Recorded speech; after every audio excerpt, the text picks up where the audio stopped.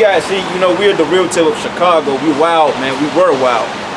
We was a wild camp back in the day. I admit that. You know, we was growing up, and you know, shit happened. It's a little bit more finesse with Yeah. Just still get fucked up. Go ahead. Con. It says, but cast them down to hell and delivered them into chains of darkness to be reserved unto judgment, and spared not the old world, but saved Noah, the 8th person. Yeah, the old world was prior to the time of Noah the flood. That was the first rulership, so to speak. When it goes into how the first world was down by water, and now this one is going to be by fire. A preacher of righteousness, bringing in the flood upon the world of the ungodly, and turning the cities of Sodom and Gomorrah into ashes, condemned them with an overthrow, making them an ensample unto those that after should live ungodly. Give me Isaiah 15 when we go to the beast of destruction. Because the Most High is going to rain down fire and brimstone and a sweeping. When y'all understand, well, you brothers seen it when nuclear war, nuclear weapons, you know that it's like a sweeping agent. Yeah. Like you got the blast, and you got the flash, the blast, and then all of a sudden you got the fireball. Then all of a sudden it just comes and sweep. Shockwave. It's going to really sweep this shit in half, man. Right. And America's going to be a complete lake of fire, man. Yeah, that's why Joel 2 says the land before it is the Garden of Eden. Then after it's a desolate wilderness. Yeah. Because look, like prime example, let's just say that the destruction starts here, it sweeps here. It's still going to be okay there until it comes, bam. But over the horizon, you're going to see the destruction, man. Shit's going to stand. Yeah, you do 15 and 16. It goes into the beast of destruction. I can grab it. This is Isaiah 14.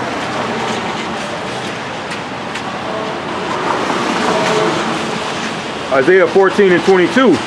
For I will rise up against them, saith the Lord Jehovah of hosts, and cut off from Babylon the name and remnant and son and nephew, saith the Lord Jehovah.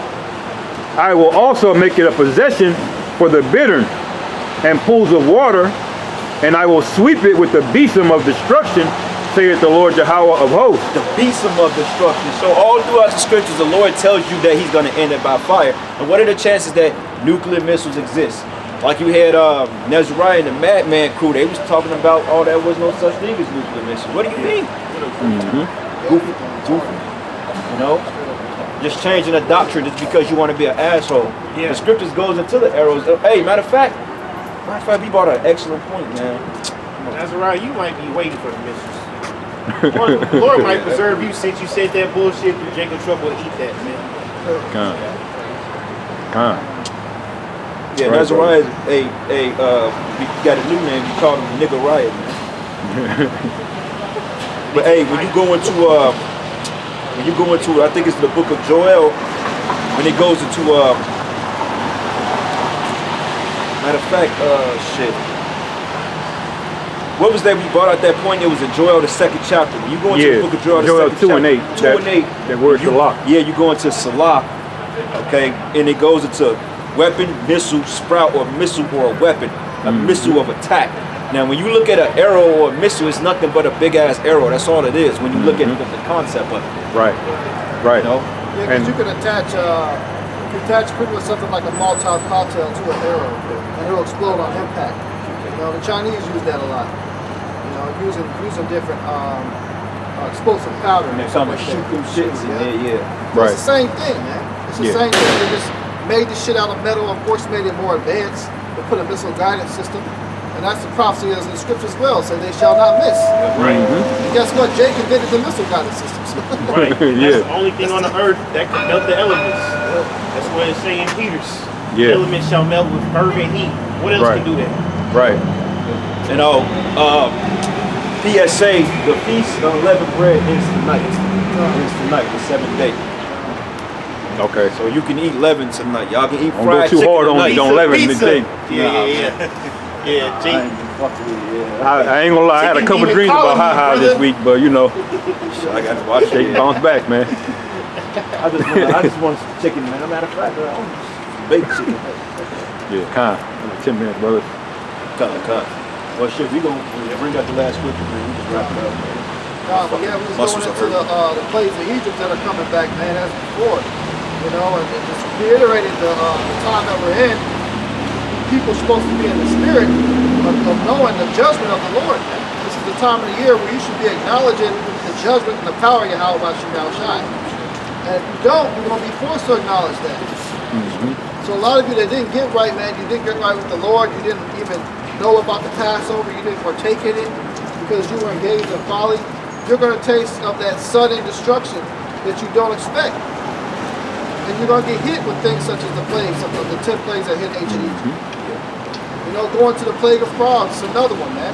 Yep. You know, we're going to have all types of critters and shit, mass plagues of flies coming up you and biting you and stuff like that. You're getting hit with that pestilence of boils on your body. But you already got a plague of insects, man. Like last year, just recently, it's been a plague of gnats, bro, biting midges and shit. All of a sudden, they just stopped. Like, remember, I was always complaining, I was getting bitten by shit, but you don't see it. They call it no-see-ums. I mean, you don't see them, but I don't even feel them anymore. But fucking gates, kill gates of hell, release those genetically modified mosquitoes, man, about I think last year, maybe the year before last. You know, so it's all types of shit. Over Kansas City by itself got a plague of fucking rats, man.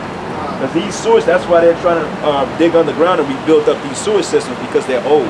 They got sewer systems going back to the time of Al Capone, to the 30s, man, the 20s, the 30s here.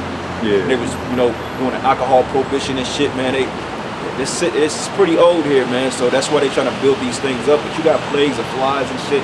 There was a big ass black fly that was outside of my door a couple weeks ago. You know, could have been like a witch or some shit. It's no coincidence.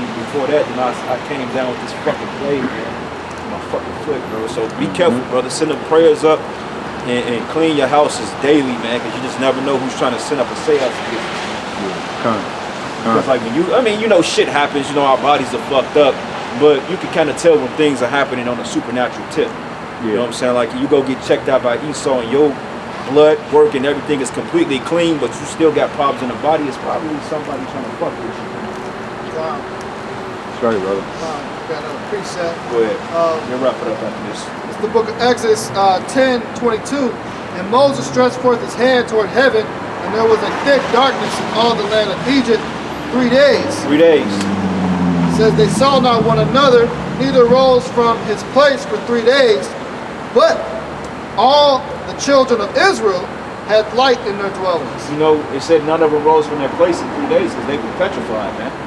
They were stuck. I mean, to the point you couldn't see anything. Like literally, if you put your hand before your face, you couldn't see shit. It even tell you that the sun and the moon and the stars didn't even give off light because it was so dark. That was a supernatural darkness.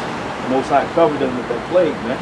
Okay, when you go into the fourth dimension, the Lord opened up a portal, and basically the earth realm and the fourth dimension became one that night. That's why they was getting plagued with them apparitions like that, man.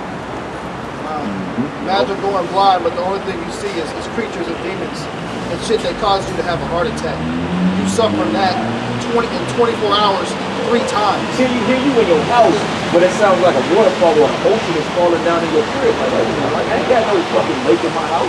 Yeah. You know, bug the hell out, man. Oh shit. Right. The scripture says that children of Israel have light in their dwellings, man. And even during the time all the rest of the plagues hit, the Lord reiterates it, but it says, but in the land of Goshen, where the Israelites dwelt, they were straight. Their livestock didn't get touched. They was eating good, you know. They was well taken care of, man. All the way to the point the Lord sent the final plague of the death angel, which is Yahweh Shai, that smit all the firstborn of the children of peace upon the earth, or the land of Egypt. Ours didn't get touched, man. Because So do this work, man. Continue to go out and serve. This is why we're so motivated to be out here like that. We want that protection. We want that mercy and grace from Yahweh Bashim Shai when Jacob's trouble hits. And all these 10 plagues will turn again. and that word Goshen means like approaching. That's what it means, like approach. So, but anyway, man, we gonna close out and give all. You got something, bro? We're going to close out and give all praises and glory and honor that's due to Yahweh, Ba'ashim, Yahushai, Ba'ashim, Rakakadash. Double honors to the apostles and elders, a great millstone, blessings and salutations to the hopeful elect. Shalom. Shalom. Shalom. Shalom. Shalom.